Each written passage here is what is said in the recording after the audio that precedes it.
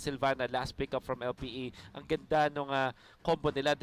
Ilang beses na rin naging successful ang side ng LPE kahit sa labas ng MPL sa paggamit ng ng Sylvana plus the Chango. Kasi Chango, magic damage obviously at kailangan mo ng lockdown. Perfect yung Imperial Justice into the Meteor Shower. So, ang lakas ng kill potential bigla ng LPE. But Omega Esports, solid draft if they reach the late game kung saan sobrang lakas na ni Granger at ni Beatrix.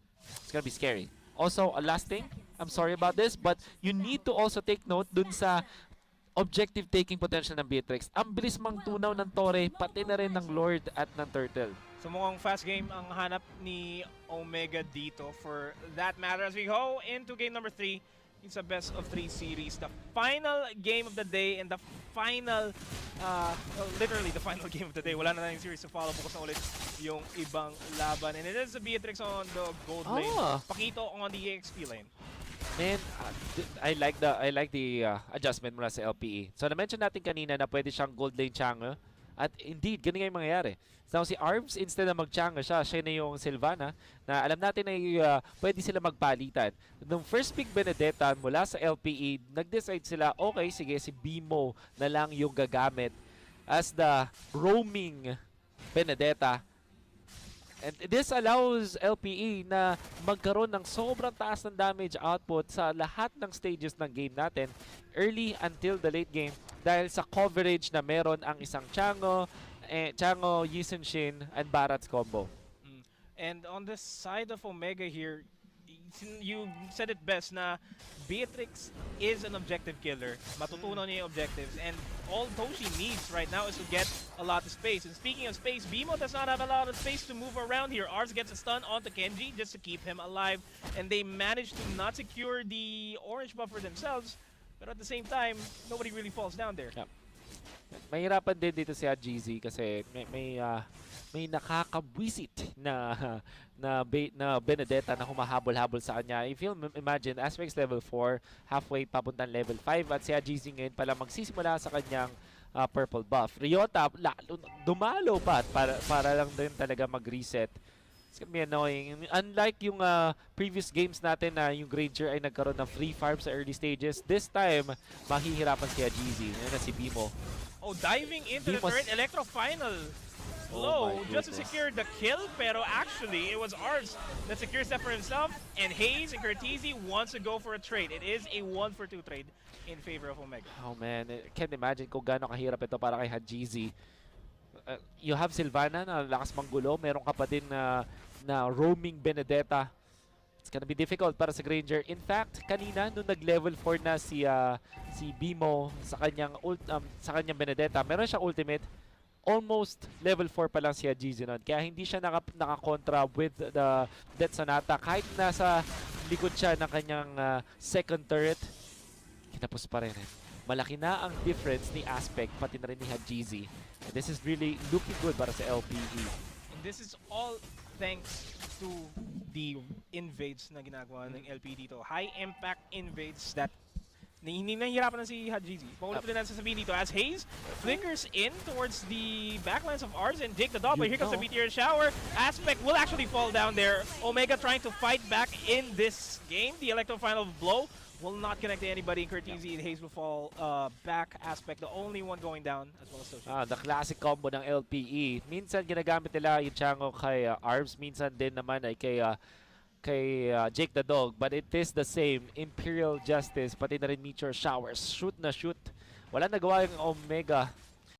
They dealt damage gamit yung Beatrix. Nakawa sila ng isang return kill, but we'll see na masayang-masaya si Jake the Dog sa nangyayari na to dahil lamang na siya over Toshi in their matchup. And another thing to point out here, the Yizenshin pickups guarantees na alam kaagad nila kung saan pupunta si GZ. And as long as alam nila kung saan si GZ, alam nila kung saan sila iiwas, alam nila kung saan at kailan sila pwede mag-invade. As Ryota, kinain si Kenji. Kenji will be able to escape barely with his life. Okay. Hindi rin inatake ng Torre masyado si Kenji kasi mabilis na maglakad. And Kenji did not hit the Barats first. Do take note, mayroong mga minions are under the turret. So, medyo wasted ultimate kami na from Ryota, pati na rin yung flicker.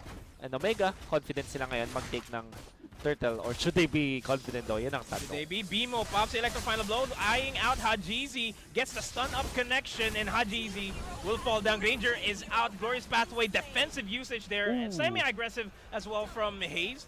Will manage to secure 2 other kills onto Arvs into Aspect. It's just J-Dog alive in this team fight. Ryota in the backline, surrounded by 4 members. Mukhang wala siyang matatakasan. Gets 1 bite off of it to try to get the turret aggro onto Kenji, pero sobrang kunat nga niya. Oh, without damage, Kenji, he knows na mahuhuli din talaga siya, kaya hindi siya umatake dun sa Barats, which also meant na hindi siya yung antake na Torre. Nice juggling from OMG from Mega Esports. Bimo? Yeah, roaming Benedetta, not much damage, but did have the execute though, pero makunat na ngayon si Kenji. And unti-unting na lumalabas yung problema ng LP dito. It is the Kenji. It's not Hajizi for that matter. It's Hayes and Kenji. As I say that, Toshi goes down. And we haven't seen an objective being secured by Omega just yet. Oh, maganda yung kill na nakuha ng Omega, 3 dun para kay Toshi, but the fight afterwards, nag-favor talaga si LP and Hayes. Flicker forward, okay. Commits the Glorious Pathway para kay Curtizi to take the kill onto Arvs, pero Jake the Dog will just have to use that meteor shower. Literally walking out of there, LPE. Parang wala naman din sila masyadong ginawa. Parang cover fire lang kami na from meteor shower, but ang daming ginamit na important resources mula sa Omega. Flicker ay isang resource. Imagine having 1 minute and 30 seconds na wala kang flicker on your tank. Tapos you also committed yung yin-yang overturn and the Glorious Pathway din. So weird na decision mula sa OMG. Weird decision making here indeed. Alam nila na they have to secure kills, pero it wasn't really effective for themselves. Na they had a good idea on the top lane, pero they weren't actually expecting a full 3-man line. I mean, they weren't actually expecting 3 members from LP in that tribe brush, and that costs the well, not actually cost the life here, but the HPs are dangerously low here for the rest of the members of LPE. Sila pa yung nadehado dun sa fight na yun. But they do manage to get the turret off of that. Arvs just buying a lot of time, manages to dash out. Bimo, nandiyan para tumulong. Gets the dive in. Ryota looking for an opportunity, and Bimo's gonna be playing the prize. Commits the electro final blow a bit too early. Questionable plays for both teams. Na makataas. I mean, Arvs was already trying to buying a lot of time. Ang daming naubos na oras. And then Bimo tried to jump in as well. Hindi naman ganun din ka-punishing though, kasi ang kagandahan sa nakuha ng LP is nakapag-push to Barats sa may lane na yun. However, OMG having the first try at this turtle, nakita nga lang sila with this Mountain Shocker. So ang trade-off yata para sa LPE, going for the top lane turret in exchange for the turtle. And it's almost always going to be the turret here kasi LPE now has a wide open map. Kaya nilang i-take kagad yung jungle ng Omega dito. More resources out there. And Arvs, it's taken out. Thanks. Toshi might be in trouble. He is going to be in trouble, but he's relatively safe. Hayes is the one that has to be in trouble. Gets gobbled up by Ryota. And there's not a lot of positioning here for LP to really follow it through. Omega going to oblige with a kill onto Bimo. Another kill on the board for Toshi, and they are on the chase. Gets a flicker into Ryota. Ryota will get taken out, and it's this bottom lane turret na ina-eye out na Omega to even out the map. BOD now picked up by Toshi. Yung haba ng fight na yun, awkward para sa teams. Might get an exit kill kay Jake the Dog. Might, but the meteor shower is deterring them from pushing any forward. Oh, Aspect, maganda yung pwesto. Oh, against 4. Mountain Shocker. Beautiful damage output. Will get the kill onto Hayes. But the HPs are low. Arvs ata nagigigil siya. Oh man, ang weird and unfortunate ng turn of events for actually both teams. Flicker pero mas maganda yun. Gets the catch. Aspect looking for the wipeout, and he does get the cleanup there. The shutdown as well. Oh my god. Arvs, napakagandang talon nun using the flicker. No match at all. May return kill ba? Medyo alang-ani pa yung return kill na gustong mangyari ng Omega dito kasi Jake the Dog always beautiful timing on that meteor shower. Pero Toshi! Damage output way too much onto Jake the Dog in Aspect. Oh, but Ryota. Unstoppable clashes, no man? Non-stop clashes here. Ryota and Bimo wanted to go for Kenji and or Toshi. Okay, so I was gonna say unfortunate events for Omega, tas biglang unfortunate events para sa LPE. Para sa teams nagkakaroon ng mga brilliant plays, pero nagkakaroon din sila ng mga questionable plays. So paalitan lang din. But then again, LPE, dahil sa fact na nakuha sila ng 4 na tore, isang tore lang para sa Omega, sa kanila natin ibibigay talaga ang early stages. So like in the first 9 minutes, gonna be favoring them, and tingnan naman natin, lamang ng around 600 gold lang naman ating isang Chinover the Granger, pero si Toshi 6.6k, ang kanya katapat which is Jake the Dog is just 5.7k. So sabihin na natin hindi ganun kagandang economy ng supports ng OMG, pero yung kanilang mga cores against LPE having a good time. And we're already reaching a point na paunting-unting sumasakit na si Haji sa even more so si Toshi. Yeah. And dadating sa point na ang Omega mas malakas sila sa late game dahil sa kanilang raw damage output. Sabihin na natin ang LPE meron silang sustain. Ang pinili ni Ryota is the helmet into double helmet Sky Guardian helmet tas cursed helmet. So makunat talaga itong ating Barats. Come point though na baka kulangin sila ng damage unless dumating si Jake the Dog sa critical mass kung saan kaya na niyang mag-burst down using the meteor shower. And speaking of meteor shower, it is being saved out just yet kasi LPE gusto nilang kunin yung Lord. Omega does not want to give them the Lord and they're already in position to secure the Lord themselves. Medyo tug of war yung nangyayari dito sa laban natin ngayon, Wolf. Yeah, it is definitely a tug of war. 9 minutes in.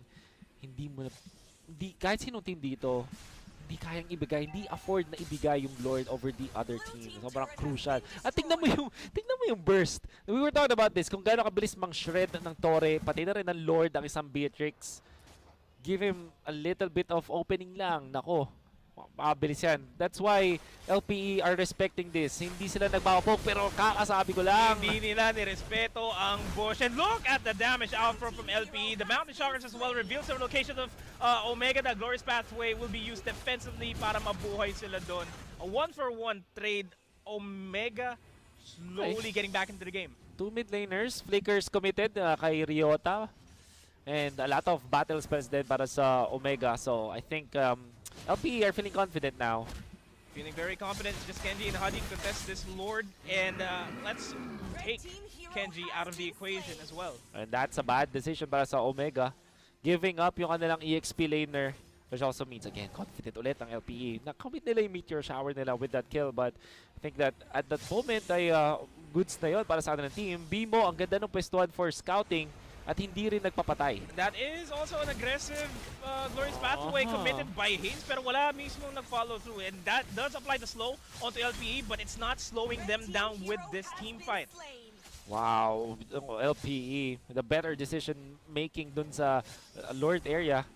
Kinda have to think back yung Omega dito, one after another. Hindi sila ganun ka-synchronized. Bimo, back dun sa kanyang pwesto kanina. Now Curtizi, tipping his hands there. Looking for an opening. Omega will try to go Lord. for the steal. Lord will be secured by LPE. And with that being said, the meteor shower will be committed as well to deter Omega from looking for a fight. And yes, Haji is down.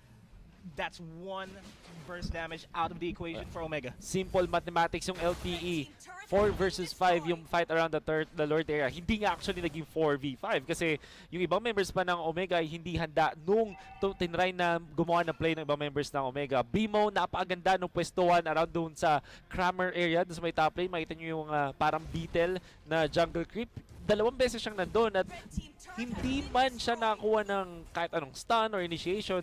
Yung fact lang na alam niya kung nasa yung mga members ng Omega, that's already enough. At napapakomit din yung Omega dun sa tank natin na si Bimo. Kaya naman din effective paminsan-minsan ang isang roaming Benedetta. And now Omega, they're in trouble. They are in trouble. This is a throwback to game number 1 where LP is already sieging up. Beautiful entry there by Arvs. HP already low from Toshi, forced to back off. Yung damage output na meron si Toshi, hindi niya masyado na-apply kasi lagi siya nababurst out. Kailangan niya bumalik agad para mag-reset. That's right. And now the siege for the mid lane is happening as well. They will not be able to secure this, pero they have to fear the fact na yung LPE nasa labas na ng bahay ng Omega. So you see, yung magagandang talo dito ng LPE, kaya natin masabing maganda sila kasi nagugulo nila yung backlines, nakaka-achieve sila ng pag-take ng objectives at hindi lang yan, nakakaalis sila safely. Another jump from Arms. Another glorious pathway committed. Hopefully, this is going to be the aggressive play from Omega. Pero again, beautiful timing by Jake the Dog. Hindi niya basta-basta binibitawan yung Meteor Shower. Now look at this decision from LPE going for defensive items.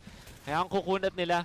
And even with jumps, hindi sila napapatay kahit ang taas ng burst potential ng Omega. Bimo in the backlines. Electro final blow connecting on the Ooh. two. Catching Haji. Oh my God, but Hajizi. it's being controlled out by Toshi. Oh my And the Meteor goodness. Shower, just to add a little bit of salt. I am dumbfounded. Ang ganda nung kontra dun ni Hajizi. I honestly thought na dead to rights na sila from Bimo's jump tapos may initiation din from other members of LPE. Pero instead na bumak ng totally, sumindstep siya ng konti papunta dun sa kanan from our field of vision. And that meant na nabuhay siya. Ginamit din niya yung ultimate kasi meron kang konting recoil coming out from the Death Sonata, di ba? Meron kang konting atras or, you know, meron kang konting roll when you're doing it. Ginamit din niya yung to his advantage after the rondo. Very smart usage ng kanyang Granger. And again, wonderful usage of the Mountain Shocker to get information kung nasaan yung Omega sa mapa. And they know for a fact they're on the top side. They will be creating a lot of space. LPE will be creating a lot of space for themselves to deprive Haji, deprive Toshi of any farms. I like this. Omega, nagpapakita ng veteran moves on their defense, pero yung LPE parang talagang contender yung kanilang mindset. Especially with how they are performing, yung pwesto dito ni Bimo, makikita mo na maganda talaga yung communication ng LPE as a team kasi bawat galaw nila ay may parang plano before it happens. And now they're in control. Sabihin na natin na hindi ganoon kataas yung kanilang damage output kung banggaan lang ang usapan, pero the way that they're playing it and yung pagma-maximize nila ng mga heroes nila sa pwestuhan, sa timing, it makes it so na mas maganda yung kanilang itsura when the team fights do happen. And yung itsura ng Omega dito napapa OMG na lang sila. Kasi ang hirap na ng pwesto nila. 2 inhibitor turrets are down. Only 1 turret left dun sa base nila. And if that falls down, mas madali na yung push ng LP to end the game. Omega needs to secure the upcoming Lord. Yeah. Pero LP has the priority. Gotta have to take note. Meron kang Glaive, meron ka pang Holy Crystal doon sa ating Chango. Masakit na yung damage ng Chango ngayon. And positioning na naman. Vision pati ng Mountain Shocker allows LPE to be comfortable taking this Lord. And the dive in Hayes. from Hayes, Glorious Pathway will not be committed. He gets stunned completely. Meanwhile, over in the backside of things, Arms, the help of the Lord, gets the knockup, and OMG is turning the tides of this fight. Ryota, oh wait, no. Bimo will actually go for Bimo the with the flip. place? He is gonna go for the place, and what LP is doing is they're just delaying the fact na kailangan nila mag-fall back, and mukhang Bimo, the one and army. Toshi has to burst this mid down. Oh my God! Like that! Still is there! Ryota is the one to finish it! What a wonderful way to end the day! LPE, oh my goodness! Oh my God, indeed! Yun na lang siguro pwedeng sabihin ng OMG dun sa moment na yon.